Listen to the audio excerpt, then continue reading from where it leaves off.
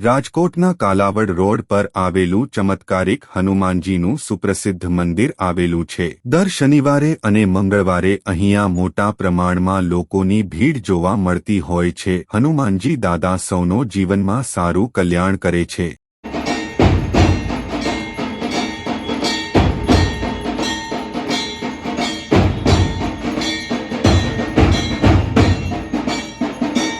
અહીં ચમત્કારિક દાદા હનુમાનજી મહારાજ બાપાની કૃપા છે। ઘણાની તબિયત ખરાબ હોય તો પણ પ્રસાદ લેવા આવે છે, જેના કારણે તેમને સારું થઈ જાય છે। અહીંયા રાજાથી લઈને રંક જેવા માણસો મંદિરમાં એમની માનતા પૂર્ણ કરવા આવે છે, તેમજ એમની આશા ભગવાન પૂરી કરે છે, એટલે અનેક ગણાય એવા કાર્યો થાય છે। અહીંયા ચમત્કારી બાલાજી સાથે મહાદેવ અને શનિદેવ પણ બિરાજે છે। ભક્તો દર શનિવારે શનિદેવને તેલ ચડાવીને એમના દુઃખ દૂર કરે છે।